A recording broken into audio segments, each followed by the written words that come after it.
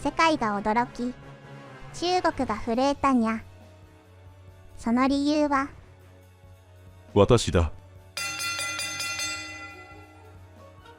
日本を愛する皆さん、こんにちは、こんばんは。黙っていられない、にゃんぽじ事局ですにゃ。さて今回は、マドゥロ拘束の裏で何が起きていたのか、続報、作戦開始前夜、アメリカ政府公式の広報チームが公開した映像が発表され、当時の詳細な情報が新たに判明したため、今回はその続報をお届けします。世界の盤面が、まるでよく練られたチェスの妙手のように、パタパタと音を立てて動き始めています。その中心にあるのが、ベネズエラで起きた歴史的な瞬間です。アメリカがついに、マドゥロ政権の中枢へ手を伸ばしました。そしてその作戦は、あまりにも精密で、あまりにも早かった。まるで映画のワンシーンのような、現実離れした作戦でした。にゃあ、あれ見たとき震えたにゃ。CIA がマドゥロの寝る場所まで把握してたって、にゃんこの隠したおやつを見つけるより早いにゃ。CIA は、マドゥロの生活パターンを徹底的に分析しました。何を食べ、どこに移動し、どこで眠るのか、その全てを把握した上で、デルタフォースは、マドゥロ邸の完全レプリカを建設し、目隠し状態でも動けるレベルまで何千回と訓練を繰り返したのです。にゃんだその執念。にゃーの寝床を再現されたら、恥ずかしくて生きていけないにゃ。さらに、マドゥロがパニックルームに逃げ込む可能性まで想定し、特殊部隊は重装備のサーマルカッターまで持参していました。しかし、結果的には必要ありませんでした。マドゥロが異変に気づいたのは、突入部隊到着のわずか3分前。しかし、その3分は逃げるには短すぎて、悟るには長すぎた時間でした。作戦はあまりにも早く、マドゥロがドアを閉める前に拘束されたのです。早すぎるにゃ。ただ3分は演出も感じますにゃ。さて、ここからが今回の新情報の核心です。作戦の直前、中国の特使がマドゥロと会談していたことが判明しました。普段は居場所を特定できないマドゥロが、このタイミングで固定された場所にいた。その結果、アメリカ側が作戦を実行できたという指摘があります。さらに新たな情報として、特使の訪問スケジュールが事前に外交ルートで共有されていた可能性も浮上しています。これにより、アメリカ側は、確実にマドゥロがそこにいる時間帯を把握できたと見られています。にゃあ、それ聞いたとき思ったにゃ。おいおい、間接的にグッジョブじゃないかにゃ。って言っていいのかにゃ、これ。この一撃が引き金となり、世界の権威主義国家に崩壊ドミノが起きる可能性が出ています。ベネズエラの石油チェーンが止まる、キューバの外貨源が消える、イランへの資金流入が途絶える、中国の継戦能力に影響が出る。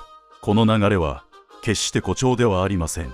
ベネズエラは、キューバ、イラン、中国へとつながる石油の生命線を握っていました。その中心人物が排除されたという事実は、世界のパワーバランスを根底から揺るがします。にゃあ、石油の蛇口一つで、後ろに並んでた国が全部ずっこけたみたいにゃ。例えが雑かにゃ。おおむね正しいです。まずキューバは即死レベルのダメージを受けます。キューバは、医師団を派遣する代わりに石油をもらう。という異質なモデルで維持されてきて、外貨の大半がベネズエラの石油支援に依存していたからです。医者を輸出して石油をもらう。石油の蛇口が閉まったら、病院も国も真っ暗にゃ。次にイランはベネズエラとの石油取引を通じて、制裁を回避し、資金を確保していました。そのルートが断たれれば、政権の屋台骨が揺らぎます。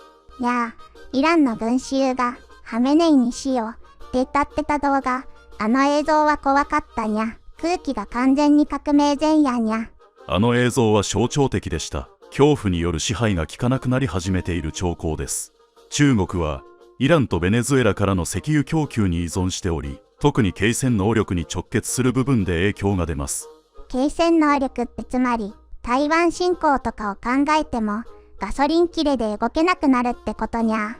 その通りです。中国は国内のエネルギー自給率が低く、外部からの供給が止まれば、軍事行動を長期間維持することは困難になります。さらに今回の新情報として、中国軍内部で燃料横流しの疑惑が再浮上しています。軍部の腐敗が深刻化し、装備の品質低下だけでなく、燃料そのものが市場に流れているという指摘まで出ています。これは継戦能力に直結する重大な問題です。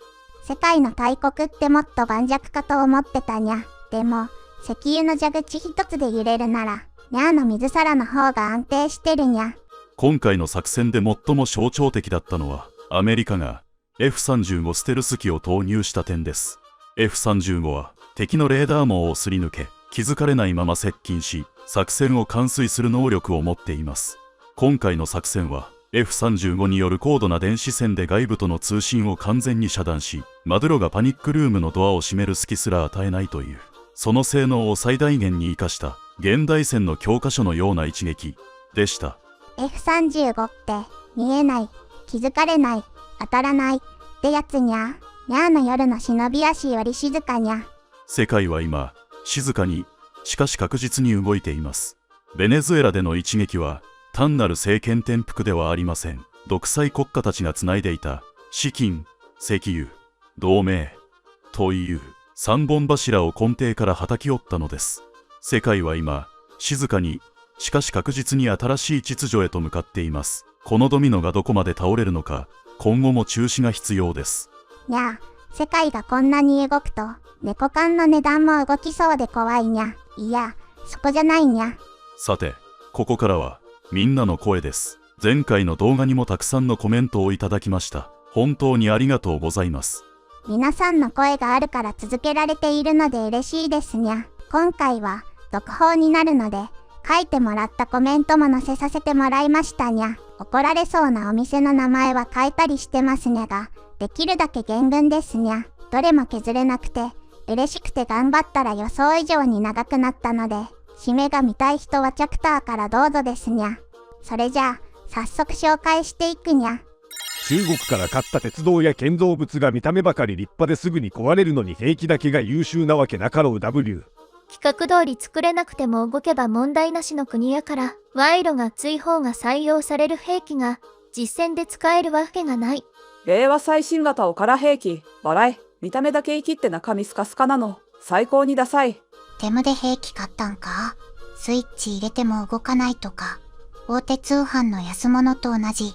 最強歌っても、生きってレーダー波とか色々晒しているから、無理だよなくさ。フェーズドアレイレーダーの技術を持たない中国の生きがった行動、世界が呆れた。他の国の兵器はパクリコピー、規格外でも動けば OK とか、製造からしてオワコン。中国製品なんて兵器も兵士も車もビルも橋も鉄道も何もかも偽物ハリコの虎。実は日本も同じ構図だから気を引き締めないと。アメリカがベネズエラでやったから中国も台湾沖縄日本でやるという話になるのか。それとも中国兵器がベネズエラでやられたから台湾沖縄日本は諦めるという話になるのか。中国式兵器に焦点を当てたのは初めて聞く。流頭ダビ。こんな時にのこのこ中国へ挨拶に行く人がいる。おもちゃはおもちゃでしかなかった。軍の統制本部の位置も分かってりゃ指揮統制壊すのも容易。今回の奇襲作戦は中国共産党に対して実に痛快だったね。今、中華の SNS では、人民が、アメリカがあれだけできるんだから、うちの軍隊なら台湾に対してもっと簡単に斬首作戦ができるはずだ。早くやれって、シー・ジンピンの尻を叩いて、中華政府を慌てさせているらしい。レーダー波を晒して生きってるからこうなる。草も生えない一方的な展開。中国製は何を作っても中国製レベル、期待する方が間違ってるっていつ気づくの？規格通り作れなくても動けばよしの精神が戦場で最悪の形で出たな。パクリコピーの限界。独創性がないから想定外の電子戦一発で積んでる。ラファールの格落ちが止まらない。30分もかかったんだ。とほほ、米軍なら5分で片付けるかと思った。爆発しないだけマシ。中国の伝統芸は自爆だと思ってたから拍子抜けだ。中国海軍の艦船、台湾有事になったらパチンコで撃沈できる説。マジであるかも。メルカリのジャンク品。でも、ここまでひどいのはなかなかお目にかかれない。令和最新型、失笑。中身が10年前のコピー品なんだから、勝てるわけない。指揮統制を壊すのがこんなに簡単なんて、共産党のメンツはボロボロだね。ろくにスペック検証なんかできない途上国を騙して売りつけたんだろうが、他の途上国にこれ以上ない低スペックぶりを晒しちゃったわけだ。笑い。我が国のカタログ力は世界一いい。もはや兵器じゃない。ただの高価な粗大ゴミ。ベネズエラも騙されたな。おもちゃはおもちゃでしかなかった。戦場にラジコン持ってきちゃダメだよ。中国やロシアのミサイルは民間旅客機を撃墜するのと自国戦闘機を撃墜するのが得意技です。猫ちゃん用の水蒸気出るブラシが1週間で壊れました。安心の中国製です。偽物だらけの国が作った盾、米軍の本気の一撃で豆腐みたいに崩れた。これが実戦を経てからの最弱の証明。カタログだけ豪華な詐欺商品。それな、なんで中国に勝てる可能性があると思ってる人がいるのか、不思議でしゃあない。中華製品のおかげで世界が平和になる皮肉。弱すぎて戦争にならないもん。生きってレーダー波さらした結果がこれ。情報の垂れ流しお疲れ様です W。まさに、安かろう悪かろう。命がかかってるのによくこんなの買えるな。規格外でも出荷しちゃうお国柄。兵器になってもその体質は変わらないね。30分で消える魔法。シンデレラよりも早い。中華クオリティの限界。中国はロシアレベル並み。パクリコピー200億払うとか、ベネズエラ政府は世界一の情弱だろう。中国が中国製品のおかげで自滅する。これぞ究極の自給自足ですね。ニュースを見て言葉を失った。技術の格差が数十年分あるように感じる。ハリコの虎は昔から中国の代名詞よ。テムで買うたんか？人数以外には何もねえんだよ。あるのは虚勢と嘘だけ。訓練用の標的機の方がまだ粘るんじゃないか。あまりにあっけない結末。これが世界を震撼させた動画か。軍事バランスが崩れる音が聞こえる。ハイテク兵器の脆さを痛感。センサーを焼かれたら巨大な置物でしかない。大手ネット通販に並んでいる中華製商品と同じ。そらそうよ。中国じゃ、製造からしてオワコンレベル。規格通り作れなくても動けば問題なしの国やから。安かろう悪かろう。コピー商品、カタログ通販、騙されたベネズエラ。米軍の電子戦機が通り過ぎた後、そこには静寂しか残らなかった。米軍の圧倒的な課金力の前に、中華兵器がただのログインボーナス状態。ハリボテの虎は昔からの代名詞 WWW。虎というか、もはや濡れた段ボールレベル。ロシアでさえあれだから戦争したことない人民解放軍じゃどうなることやら W。電波の戦いで負けることがこれほど致命的だとは思わなかった。歴史の教科書に載るレベルの干渉劇。戦う前に勝負がついてる。中国製は何を作っても中国製レベル。どこの方が NATO に勝てると笑い。どんなに強力なミサイルも目が潰されたらただの鉄くずになるんだな。現場の報告が何も映りません。だけで終わってそう。絶望しかない。ステルス機の性能以前に妨害電波だけで積んでるのがえぐい。ベネズエラ上空が完全に米軍のには、これじゃ戦う以前の問題だ。中国が中国製品のおかげで助かる。通信も索敵も一気に遮断。孤立無縁に追い込まれるプロセスが鮮やか。プロパガンダの魔法が解ける瞬間。真実を映し出すレンズは残酷だ。リアルタイムで防空網が消滅していく様子。ゲームのバグを見てるみたい。これが実力さ。相手の土俵にすら立たせてもらえない封じ込め。兵器の質もそうだが、米軍の運用ノウハウが異次元すぎる。30分もかかったんだ、とほほ。防空網が沈黙していく様子を見て、変な汗が出てきた。どんな最新鋭も、米軍の本気の前では紙細工に等しいのか。センサーが機能停止するまでの時間が短すぎて、言葉が見つからない。世界中の軍関係者が、今この瞬間、震えながら自国の装備を確認してそう。盾を構える暇すら与えない。米軍の攻撃サイクルは早すぎる。無課金 vs 廃課金。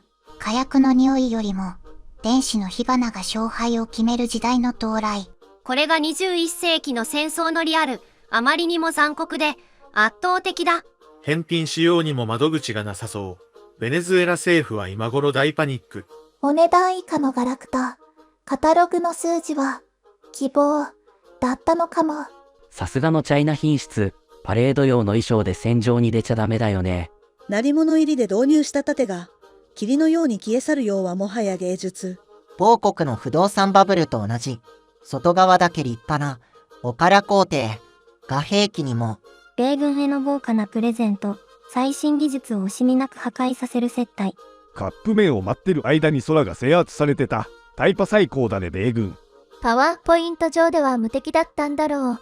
資料作成能力だけは世界一。兵器じゃなくて高価な現代アートなら大成功。味わい深い沈黙。シンデレラよりも早いお帰り。魔法が解けるのが早すぎて王子様も困惑。電子戦に弱いんじゃない。きっと平和主義な AI が戦いを拒否したんだ。お値段異常。チャイナ、誰がこの高級なオブジェを注文したんだ。性能が出ないのは仕様。敵に情報を与えないための高度な秘匿技術。パレードの時の輝きを返して、やっぱりお祭りの衣装じゃ無理だった。ベネズエラ軍は世界最大のデバッグ作業を無償で請け負ったのか。巨大な精密機械のゴミ、リサイクルマーク、どこについてるのを。シュレーディンガーのレーダー。箱を開けるまでは最強。開けると消滅。通販の桜レビューを信じて買った結果、評価値すらつけたくない。電子戦機が来た瞬間、画面に接続エラーって表示されたんだろうな。次のカタログには鑑賞用と明記してほしい。それなら納得。世界一高いハリボテ。強風が吹いたら倒れそうな脆弱性に驚き。技術流出の心配がなくて安心。だって盗む価値のある技術がないもの。敵に撃たれる前に寝る。兵士の命を守る究極の不戦勝戦略だにゃ。開店前の行列より短い防空網の寿命。静かな朝をありがとう。カタログスペックは、きっと、仮想現実の中での出来事だよ。米軍を挑発するためじゃなくて、笑い死にさせるための兵器。中国企業の家電やガジェット、車を金どぶ覚悟で買ったんですが、1年くらい経つとどっか壊れたりしております。チナ中華 EV はボンネットの塗装部分が膨れ上がり前が見えなくなりました。HQ、9の9は、もしかして、9分で壊れるの9だったのかも。伝統の爆発がなかったのは残念。静かに壊れるなんて寂しい。見た目だけは鋭い竹槍。中身が竹のようにスカスカで安心した。メルカリに出品しても送料の方が高くなりそうなジャンク品。 HQ、9のフェーズドアレイが、いえ、18G のスポット妨害で飽和している。システム統合の失敗だな。ロシア製と中国製の混成はリスクが高すぎた。個別の性能より、各装備間のデータリンクの未熟さが使命を制した形。高古来性と帯電子妨害能力の欠如。これが独裁国家兵器の共通項。信号処理プロセッサの処理能力がデジタルノイズの量に勝てていない。米軍のライブラリには輸出用システムのシグネチャが登録済みだったな。数値上の射程は立派だが、追尾機能が死んでいればただの鉄パイプだ。オペレーターの習熟度も低い。高度なシステムほど扱う人間の質が問われる。輸出仕様、モンキーモデル。だとしても、この結果はブランド崩壊。電磁波の支配が物理破壊を先行する典型的なハイテク戦の勝利だ。独自技術と言いつつ、基幹部分は旧ソ連の劣化コピーだった限界が見える。アクティブ、フェーズドアレイのビーム制御が敵に同調されたな。センサーフュージョンのロジックにバグがある。虚偽目標を排除不能。米政府の映像公開は、対中抑止戦略における情報の武器化だ。汚職が原因で、軍用規格を満たさない安価なチップが混入したのでは。ウクライナ戦でも、発射したミサイルが発射地点に U ターンして爆発する動画もありましたね。実戦データを持たない国の兵器は、予測外のノイズに対して脆弱すぎる。スタンドオフ射程外から一方的に論理回路を焼かれた印象。電源供給の不安定さが高出力レーダーの持続稼働を妨げたのかも。暗号化プロトコルの穴を突かれ、コマンド系を初期に掌握されたな。この結果を受けて、パキスタンやトルコの防空戦略も修正を迫られる。冷却システムの設計ミスで、妨害に対抗するフルパワーが出せなかったか。米軍は次世代技術を隠し、あえて現行技術だけで制圧してみせた。敗北データを解析しても、基礎理論の差がありすぎて修正は困難だろう。周波数ホッピングのパターンが単調で、即座に相殺波形をぶつけられた。現代戦は、計算リソースの戦い、完全に処理能力負けの結果だ。書き換性ソフトのデッドロック現象。これでは撃てるものも撃てない。実戦の戦場でしか得られない生きた電波データを各国の末路。ハードの欠陥以上に組織的な腐敗がこの壊滅的崩壊を招いたはず。北斗衛星システムの信号が干渉下で全く役に立たなかったようだな。ステルス機の優位性は依然として揺るがない。レーダーが死ねば無敵だ。上層部に都合の良い報告だけが上がると、実際の戦場ではこうなる。世界一お安売りする国から物を買うリスクを世界が再確認した。お金で安心感を買ったつもりが入っていたのは空き箱だったね。現場の兵士が不憫、動かないガラクタを守るために命を落とすなんて。経済バブルが引けた次は、軍事バブルが弾ければ、中身がないのは同じ。数字だけは勇ましい独裁政権、物理法則の前では嘘も通用しない。アニメ1話分の時間で終結。ある意味、潔い無抵抗主義かもしれない。防衛装備品のカタログを鵜呑みにしちゃいけない。他山の意志とすべき。情報操作で勝っているふりはできても、ミサイル相手に嘘は通じない。これぞメイドインチャイナの真骨頂、安定の低品質だよ。ベネズエラの給食費がこの一瞬で消える鉄くずに化けたと思うと悲劇。キックバック目当てで導入を決めた奴らは今頃高飛びの準備。自由な発想がない国で作られた兵器にはイレギュラーへの対応力がない。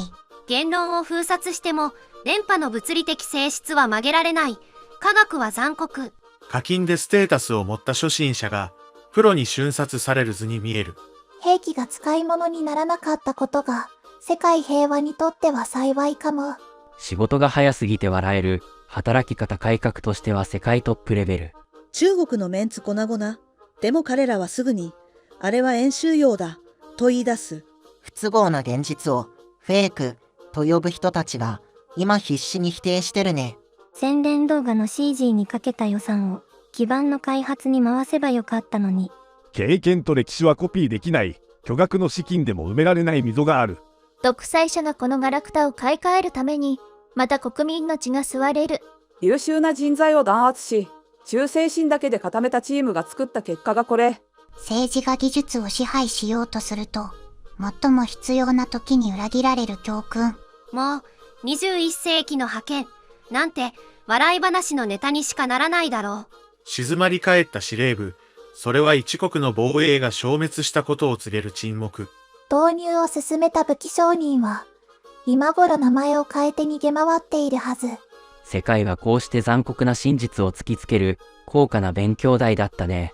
カタログ性能は販売用、実戦で動く保証は別料金だったんだろう。偽ブランド品を戦場に持ち込んだようなものを恥をかくだけで終わった。中国はあえて負けたふりをした。敵の油断を誘う高度な計略だ。これは高度な心理戦。あえて弱さを見せることで米軍を慢心させている。沈黙したのはすべての標的データを衛星に転送し終えたからだぞ。ベネズエラ軍が未熟なだけ、中国の達人が操作すればあと10分は持った。米軍が総力戦を仕掛けたことこそ中国兵器への最大の敬意だにゃ。兵器が動かなかったのはベネズエラの電圧が民主主義すぎたせい。中国製は自然保護用、戦うことで環境を壊さないエコな兵器。レーダーが止まったのは敵を誘い込んでから一網打尽にする伏線。180度視点を変えてわずかな時間でも米軍を足止めしたと評価できる。壊れることで相手の能力を測定。これぞ肉を切らせて骨を断つ。数値が嘘なんじゃない。現実の世界が中国の理想に追いついてないだけ。本物の性能はもっとすごいはず。これは輸出用の練習用ガラクタだ。沈黙したのは AI が争いの無意味さを悟って迷走に入ったからだにゃ。中国製の売りは故障の多さ、修理過程で兵士が育つ教育用設計。米軍の映像は全部 VFX だろ。あんなに鮮やかに制圧されるなんて変だ。貴重な野生動物を守るためあえて電波を出さなかった優しさに感動。幹部が自家用ジェットで逃げる時間は十分に稼げた。目的は達成だ。カタログは未来の性能、時代を先取りしすぎたゆえの一時的エラー。敵を安心させてから後で爆発する段ボールで逆襲するのが真の戦略。中国の真骨頂は数だ。1億個あれば合計で30億分も持つのだぞ。ジャミングされたのではない。米軍の音がうるさいので寝ただけ。ベネズエラに安物はダメだと教えた道徳的な教育支援に感謝。中国製を批判するなら、100均製品を全部捨ててから言うべきだ。性能が低いおかげで敵に誤射することもなく平和に終わった。米軍が本気すぎるだけ、他国の軍隊が相手なら、お昼寝できたはず。兵器の沈黙は悟りの境地。静かなる抵抗こそ勝利への近道だ。お弁当を食べるには十分な時間。それ以上の戦闘はブラック労働だにゃ。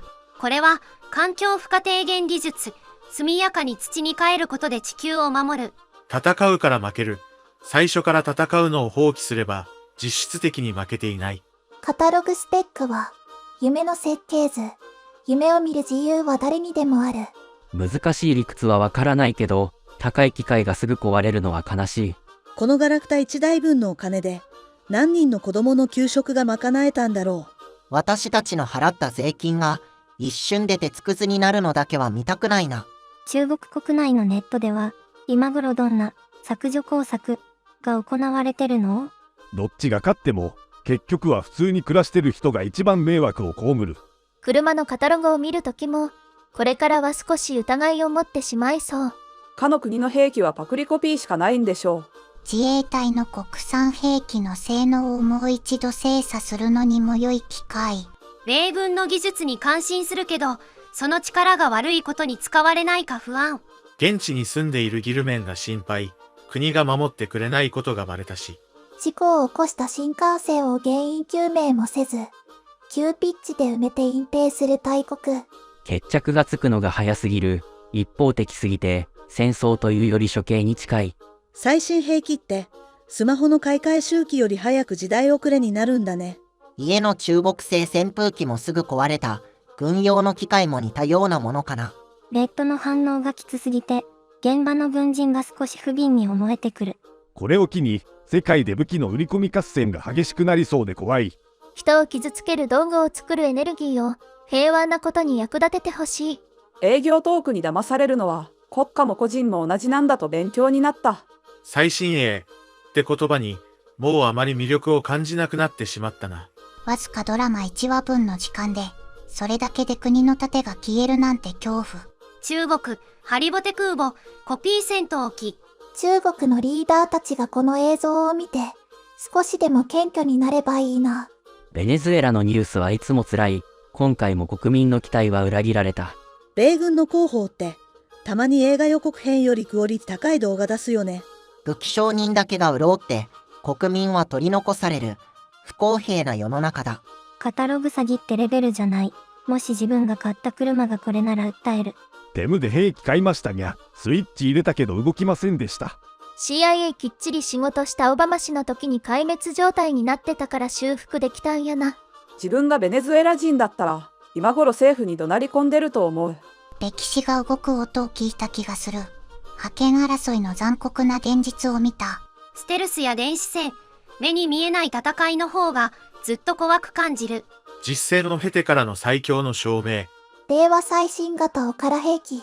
中国、カタログスペックは何割か増資の詐欺。アメリカ、カタログスペックは控えめこの違い。日本の防衛費も本当に有効なものに使われているか監視しないと。結局、頼れるのは名前だけの技術じゃなく、信頼と実績なんだね。中国がこれでメンツを潰されて、変な方向に暴走しないかだけが気がかり。私たちの人生のほんのわずかな時間が、一国の命運を決めたなんて。どんなに飾り立てても、真実は戦場で明らかになる。それがこの世界のルール。耐熱接着剤と粘着テープ話にならないレベル。夜勤はそこそこ。だから航空エンジンの寿命がロシア製の1割以下。粘着テープ技術がないということは、ミリタリーパワー発揮後に戦闘機の配線が漏電や断線するということ。逆に言えば第一撃だけしか使い物にならない戦闘機ですね。皆さん、今回もたくさんのコメント、本当にありがとうございました。こうして一つ一つの声に触れるたびに、にゃんこ時事局は、みんなと一緒に作っている番組なんだ、と実感します。世界情勢は日々動き、時に驚くような出来事が続きますが、その中で、皆さんの視点や気づき、疑問や応援の言葉が、私たちの原動力になっています。これからもにゃんこ時事局は分かりやすく楽しくちょっと深く世界の動きをお届けしていきますので、どうぞよろしくお願いします。にゃーもみんなの声があるから続けられるにゃ。これからも一緒に世界を見ていくにゃ。それでは今回はこの辺で、次回のにゃんこ時事局もぜひお楽しみに。また見てにゃ。